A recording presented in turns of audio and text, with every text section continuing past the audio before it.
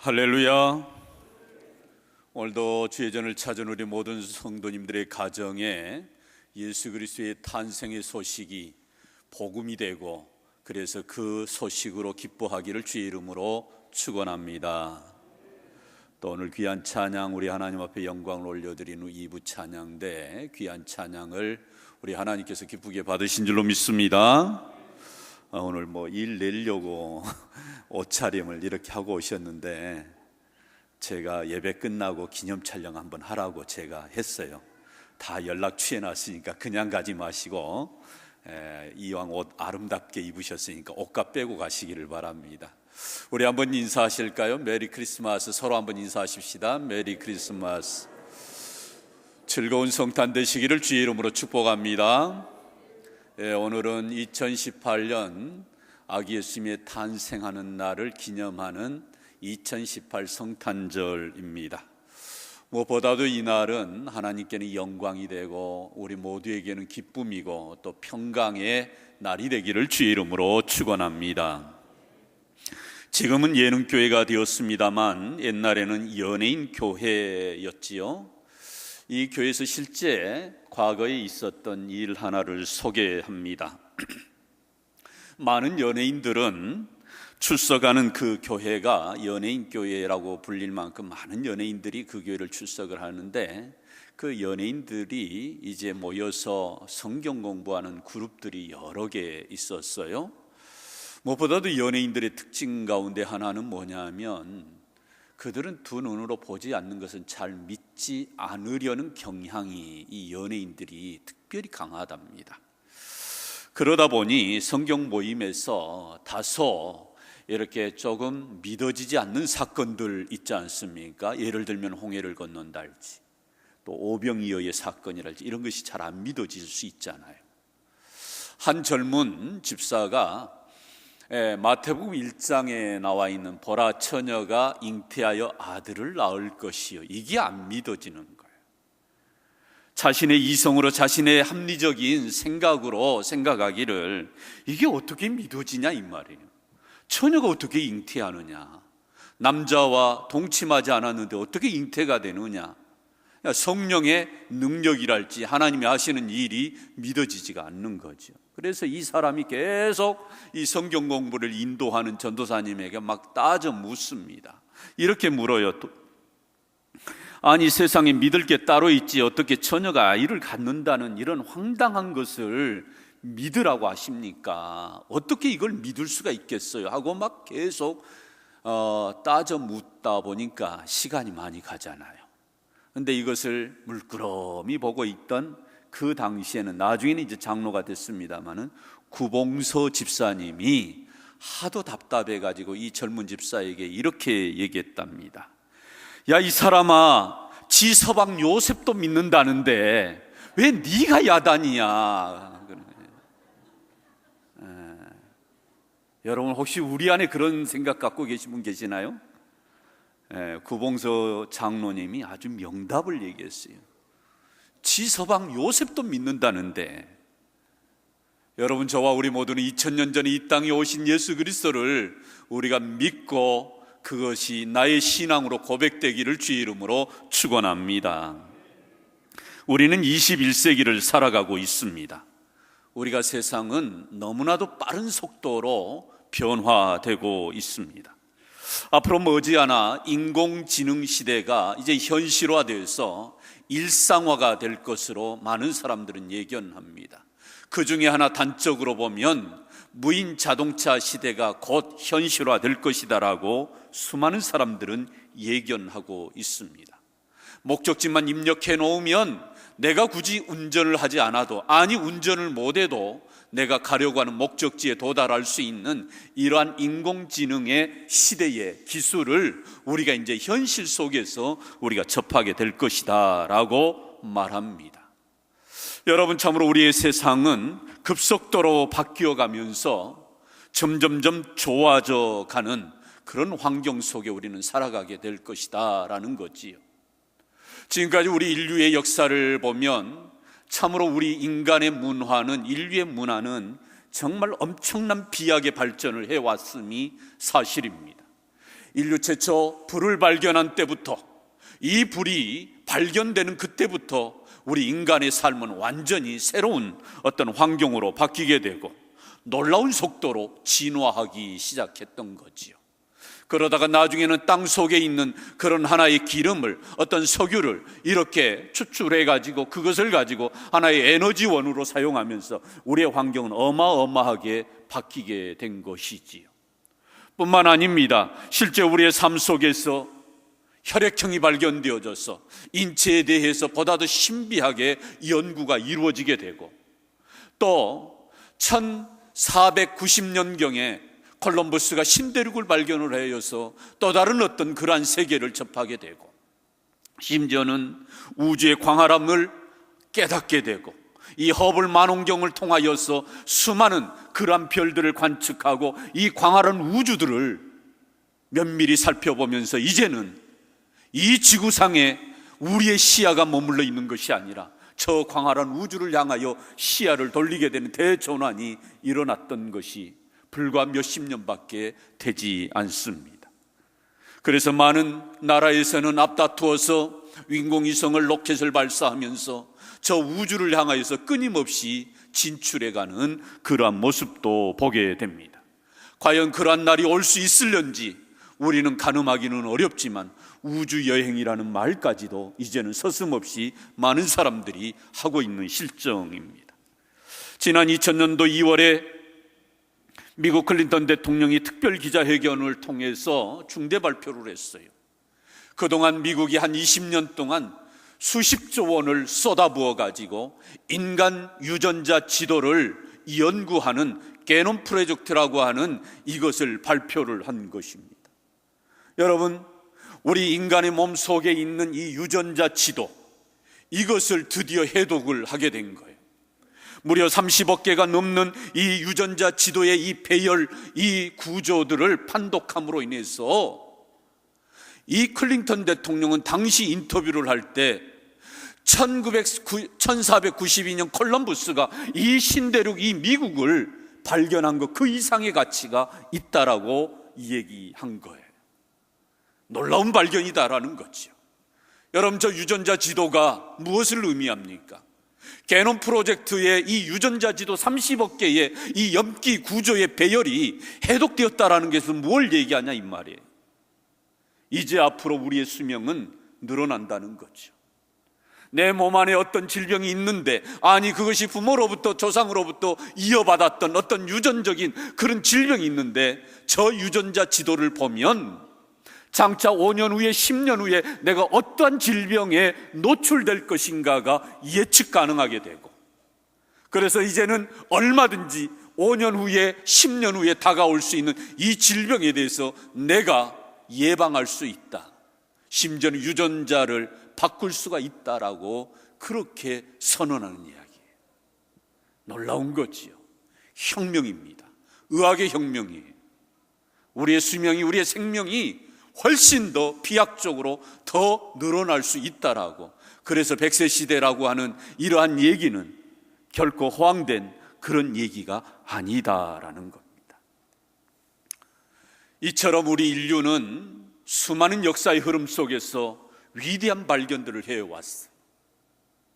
발명도 했지만 위대한 발견, 미처 사람들이 깨닫지 못한 것들을 알아내고 그것이 우리의 삶에 엄청난 파급 효과를 주는 것을 우리는 경험하면서 지금까지 살아왔어요.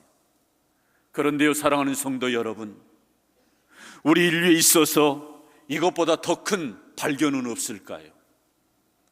과연 이것보다 더 큰 불을 발견하고 석유를 발견하고 어떤 혈액형을 발견을 하고 신대륙을 발견하고 그리고 게놈 프로젝트 인간 유전자를 발견한 것 그 이상의 더 큰 발견은 없느냐 이 말이에요. 저는 이 위대한 발견, 가장 큰 발견을 꼽으라고 한다면 그것은 바로 이 무지한 사람이, 이 무지몽매한 사람이 이 우주 만물, 이 광활한 우주 만물을 창조하신 분, 그 하나님을 발견하는 것, 그 하나님이 믿어지고 그 하나님이 고백되어진다면 이것처럼 이 세상에서 가장 위대한 발견은 없는 줄로 믿습니다. 여러분, 그들은 유전자 지도의 염기 배열에 대해서는 해독을 하고 발견을 했지만 더 중요한 것, 가장 근본적인 것, 이것을 그러면 누가 정교하게 만들었느냐, 누가 이 지도를, 이 설계도를 내 몸속에 집어넣어 놓았느냐, 이걸 발견하지 못한다면 어쩌면 그들은 2%가 부족한 게 아니라 98%가 부족한 거예요. 여러분, 그렇습니다. 내 몸 안에 우주처럼 광활하고 신비한 복잡한 이 몸, 인체의 신비, 너무나도 조직적이에요. 여러분, 이걸 누가 만들었느냐, 누가 설계를 했느냐, 이걸 깨닫지 못한다면 아무리 그것이 위대한 발견이라 할지라도 그것은 사상 누각이 될 수 있는 그런 오류에 빠질 수 있다는 거지요. 사랑하는 성도 여러분, 그런 의미에서 우리 믿는 성도들은 하나님에 대한 발견이, 아니 하나님에 대한 신앙의 고백이 분명하기를 주의 이름으로 축원합니다. 그런데 더 이러한 내용의 말씀으로 창세기 1장 1절에서 우리에게 분명하게 고백합니다. 우리 한번, 너무나도 귀한 말씀인데 한번 같이 한번 읽습니다. 시작. 태초에 하나님이 천지를 창조하시니라. 여러분, 이건 너무너무 복음이에요. 너무너무 귀한 거예요. 창조하셨다는 것은 우연이 아니라는 얘기 아닙니까? 창조하셨다는 것은 하나님이 내 인생 가운데 개입했다라는 거예요. 또 이와 같이 히브리서 3장에서도 우리 하나님의 말씀이 우리에게 이렇게 주어집니다. 우리 한번 같이 읽습니다. 시작. 집마다 지은 이가 있으니 만물을 지으신 이는 누구이시라? 하나님이시라. 할렐루야. 여러분, 우리의 집도 누군가가 짓잖아요. 어떤 건축회사가 짓잖아요. 이 교회도 누군가가 짓지 않습니까? 누군가가 이 마이크를 만들지 않습니까? 만드는 자가 다 있다 이 말이에요. 그런데 더 중요한 것은 이 모든 만물을 나를 지으신 분이, 나를 만드신 분이 이 우주 만물을 창조하신 하나님이라고 한다면 이 하나님을 발견하고, 아니 이 하나님을 믿고 이 하나님을 신앙 고백하며 사는 저와 우리 모두가 되기를 주의 이름으로 축원합니다. 간단한 신앙의 고백 같지만 그렇지가 않아요.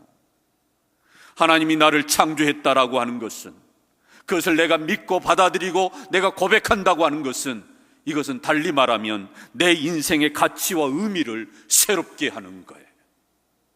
내가 어떤 존재인가, 내 가치, 내 밸류가 어떤 존재인가를 우리는 알지 못하면 우리 인생은 그저 그렇게 사는 거예요. 하나님이 나를 이렇게 만드셨다. 그리고 하나님이 나를 이렇게 만드셨다면 분명한 목적이 있을 거 아니겠냐 이 말이지요.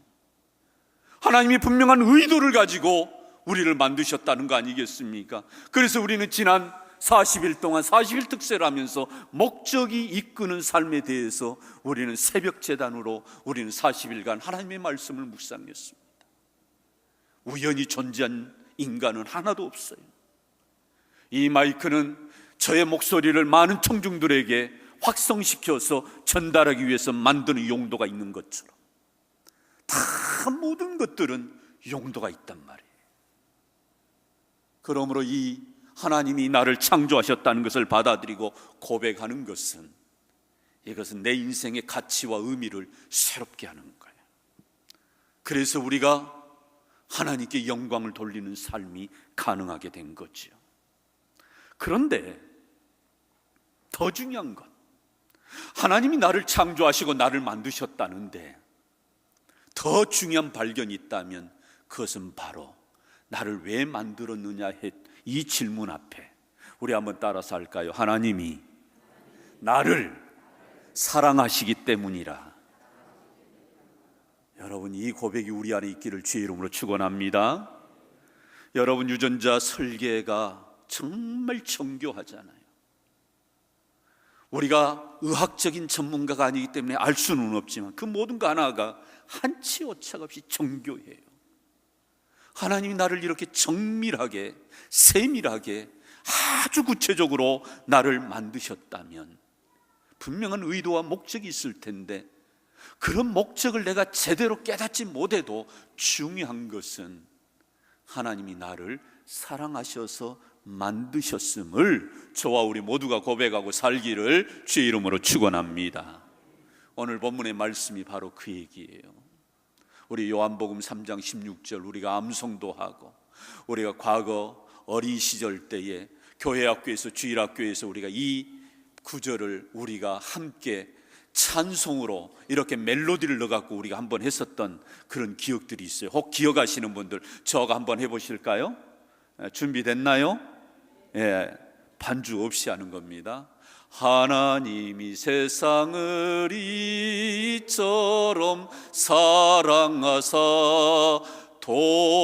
독생자를 주셨으니 누구든지 예수 믿으면 멸망하지 않고 영생을 얻으리로다.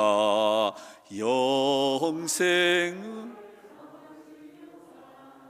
박수.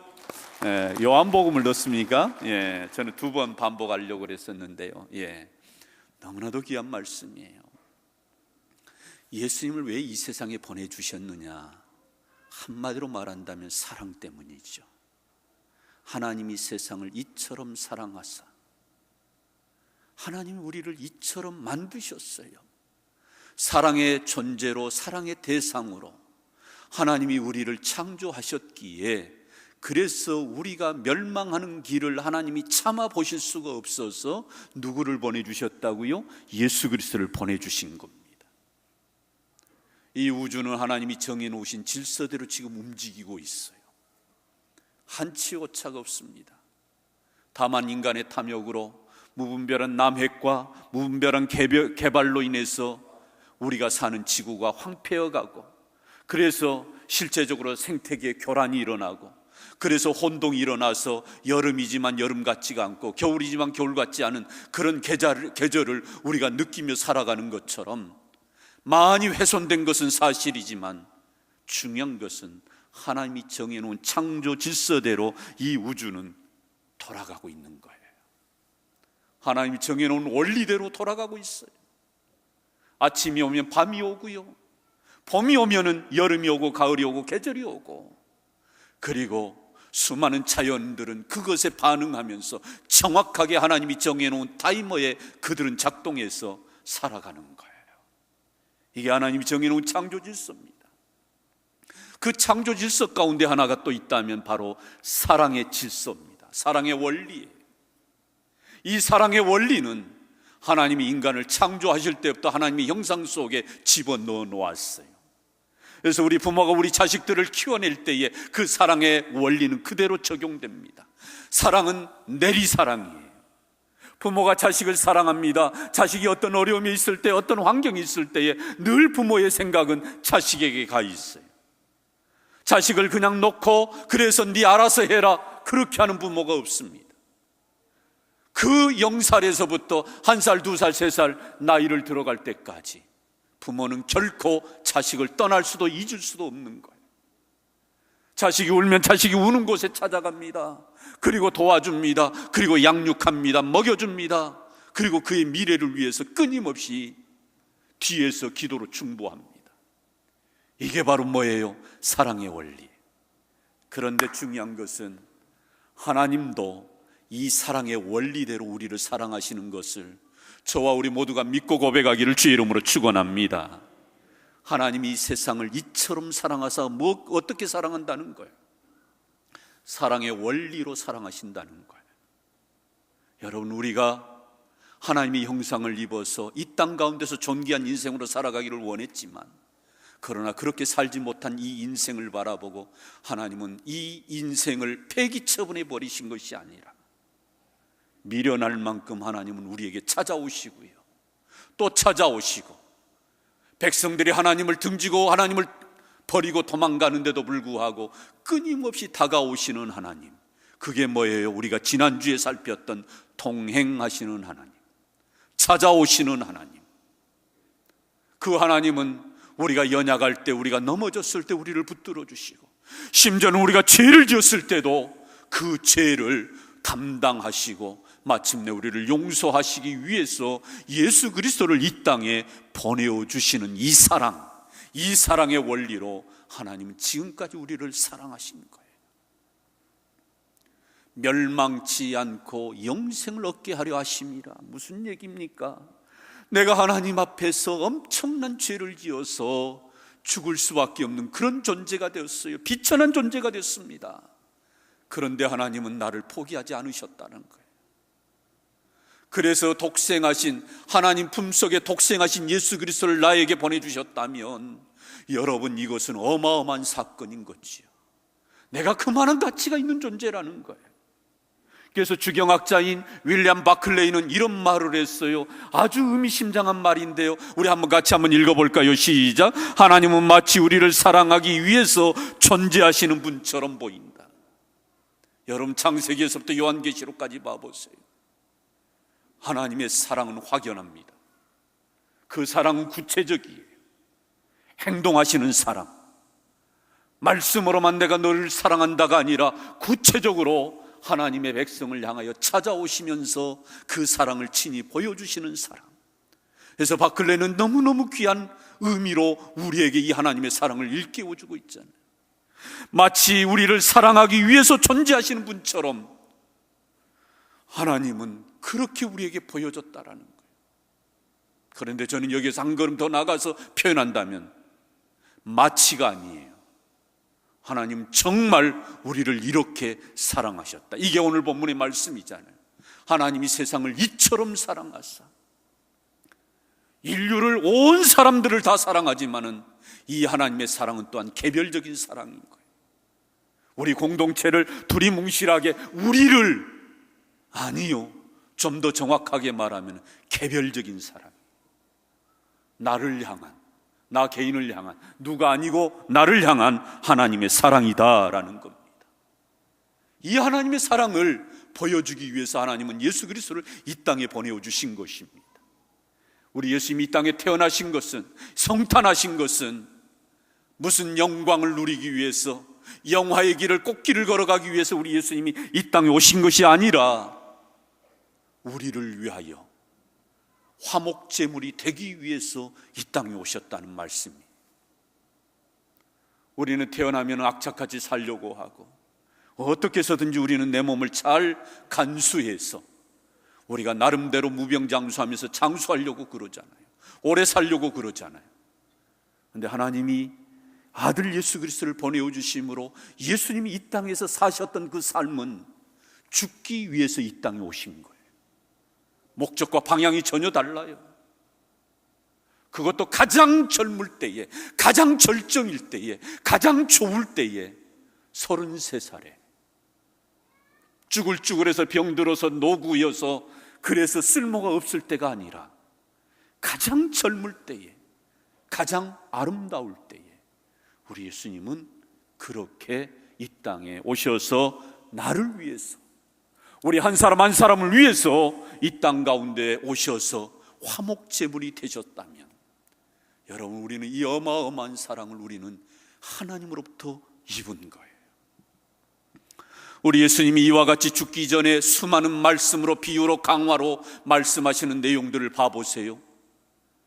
여러분, 예수님이 수많은 비유로 말씀했어요.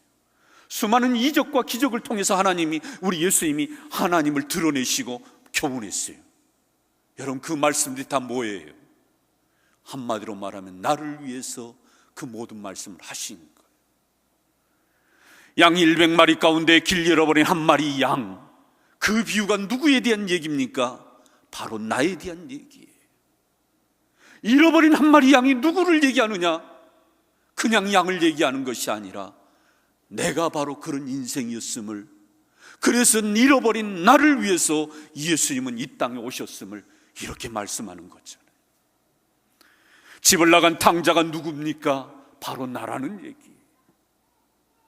아무개 둘째 아들 누군가가 아니라 때로는 내가 탕자로 내 맘대로, 내가 주님 떠나서 아버지 품을 떠나서 내 맘대로 살려고 했던 내 모습을 그대로 투영해 주는 것이 이 탕자의 비유예요.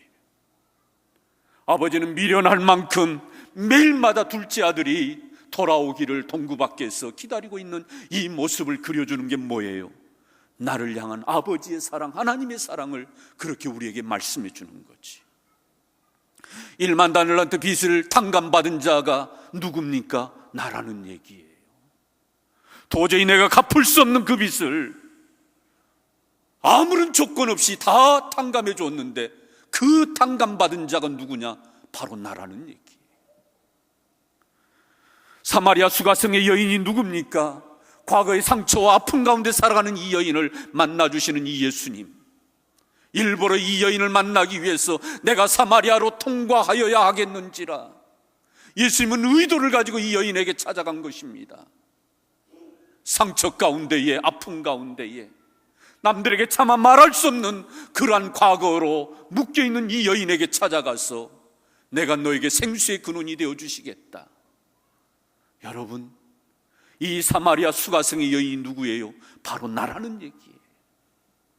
현장에서 간음하다가 붙잡힌 여인에게 나도 너를 정죄하지 아니하노니 다시는 죄를 짓지 말라. 현장에서 간음하다 붙잡힌 여인이 누구예요? 나라는 얘기예요.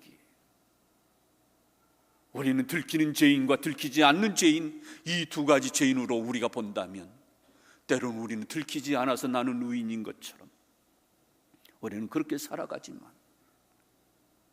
현장에 붙잡힌 간음한 여인이 바로 나라는 겁니다. 골고다 언덕에서 십자가에 달려 죽으신 예수님이 누구 때문에 죽으셨습니까? 바로 나 때문에 죽으신 거예요. 인류의 죄를 위해서, 그 말도 맞지만 더 정확한 표현은 바로 나를 위해서 죽으셨다. 예수님이 십자가에 달려 죽으실 때 한날 한시에 그 오른편에 강도가 누구였습니까? 바로 나라는 얘기. 주님 나라 임하시거든 나를 좀 기억하게 해달라. 오늘 네가 나와 함께 낙원에 있으리라. 이 은혜를 입은 자가 바로 나라는 얘기. 사랑하는 성도 여러분, 모든 비유들이, 모든 강화의 말씀이 바로 나를 향한 하나님의 말씀이고 나에게 주신 말씀인 거예요. 왜요? 하나님이 이처럼 나를 사랑하사. 그래서 어느 날 바울은 이 하나님의 사랑, 이 예수 그리스도의 사랑을 깨닫고 나서 그가 로마서에서 정말 귀한 고백을 합니다. 로마서 8장 35절 이하에 우리 한번 같이 한번 읽습니다. 시작. 누가 우리를 그리스도의 사랑에서 끊으리요? 환난이나 공고나 박해나 기근이나 적신이나 위험이나 칼이라. 37, 8, 9절이요. 내가 확신하노니 사망이나 생명이나 우리를 우리 주 그리스도 예수 안에 있는 하나님의 사랑에서 뭐 할 수 없으리라. 끊을 수 없으리라. 할렐루야. 여러분, 이 사랑을 깨달을 수 있기를 주의 이름으로 축원합니다. 우리가 이 성탄에 이 하나님의 사랑을, 예수 그리스도의 이 사랑을 우리가 깨닫지 못한다면 우리는 속빈강정이고 알맹이 없는 껍데기에 불과한 거예요. 우리 예수님이 평소에 제자들에게 포도나무 비유를 통하여 말씀하시면서 결론적으로 요한복음 15장 9절에서 이렇게 말씀합니다. 같이 읽습니다. 아버지께서 나를 사랑하신 것 같이 나도 너희를 사랑하였으니 나의 사랑 안에 거하라. 할렐루야. 저와 우리 모두가 예수 그리스도의 이 사랑 안에서 살아가기를 주의 이름으로 축원합니다. 이 말씀을 묵상하던 중세 시대에 유능한 위대한 신학자가 있었죠. 오거스틴입니다. 그분은 이와 같이 하나님의 사랑을 깨달으면서 참으로 이상하고도 놀라운 일이다.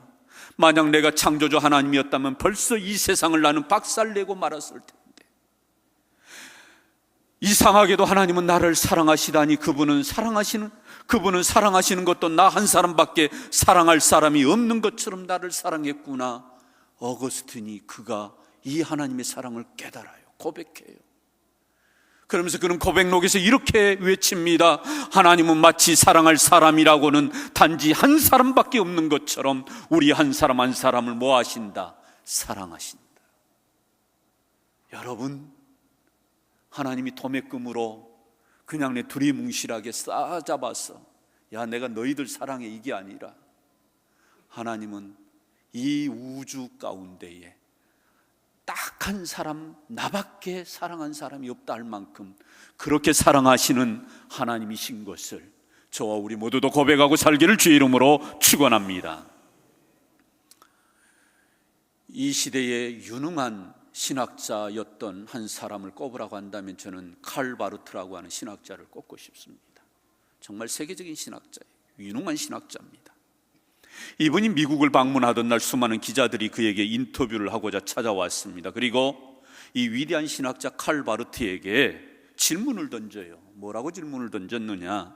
당신이 평생 동안 신학을 연구하고 세계적인 신학자가 되었는데 당신이 발견한 가장 위대한 신학이 무엇입니까? 당신이 발견한 가장 위대한 신학이 무엇입니까? 이때 칼 바르트는 참으로 너무나도 단순한 대답을 이렇게 말합니다. 하나님은 나를 사랑하셨습니다. 성경에 그것이 기록되어 있다는 사실이 내가 발견한 가장 놀라운 사실입니다. 아멘. 여러분, 우리가 성경을 보고 하나님을 믿을 때에 하나님의 사랑을 깨닫지 못하고 이 하나님의 사랑을 발견하지 못하면 우리는 신앙생활을 해도 우리는 노동하는 것처럼 힘든 거예요. 그러므로 저와 우리 모두는 이 사랑을 우리가 늘 체득하고 늘 고백하고 살아가기를 주의 이름으로 축원합니다. 그러면서 칼 바르트는 작은 목소리로 이렇게 노래를 했어요. 날 사랑하심, 날 사랑하심, 날 사랑하심 성경에 써있네. 우리 한번 찬송가 563장 무반주로 우리 육성으로만 1절과 2절 우리 한번 찬양하기를 원합니다. 예수 사랑하심을 성경에서 배웠네. 우리들은 약하나 예수 권세 많도다. 날 사랑하심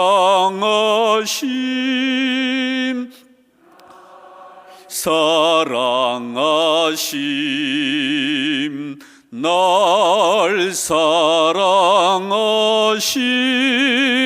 성경에 써인 날 사랑하시고 나를 사랑하시고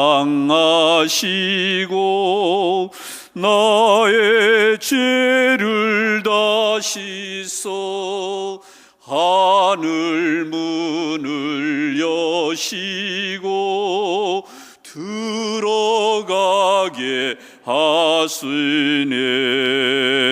날 사랑하심 날 사랑하심 날 사랑하심 성경에 써있네. 할렐루야. 그렇습니다. 하나님이 왜 예수님을 이 땅에 보내주셨어요? 나를 사랑하시기 때문에. 예수님이 왜 십자가에 달려 죽으셨어요? 나를 사랑하시기 때문에. 여러분, 이것을 믿는다면 이 믿음으로, 이 신앙으로 예수 그리스도를 내 인생의 구유에, 내 인생의 마음의 심령의 구유에 우리 예수님이 탄생하도록 구유에 모시기를 주의 이름으로 축원합니다. 하나님이 나를 사랑하셨다는 이 사실, 내 인생에 이것보다 위대한 발견이 어디 있겠습니까? 하나님이 세상을 이처럼 사랑하사 독생자를 주셨으니 이는 그를 믿는 자마다 멸망하지 않고 영생을 얻게 하려 하심이라. 아멘. 은혜로우신 아버지 하나님, 참으로 죽을 수밖에 없는 저희들에게 이 땅에 예수 그리스도를 보내어 주시고 마침내 나를 위하여 십자가에 달려 죽게 하기까지 우리를 사랑하여 주신 이 하나님의 사랑을 다시 한번 우리가 깊이 가슴에 새기면서 우리도 하나님을 사랑하는, 우리도 형제를 사랑하는, 우리도 이웃을 사랑하는 사랑의 사람들이 되게 하여 주시옵소서. 예수님 이름으로 기도드리옵나이다. 아멘.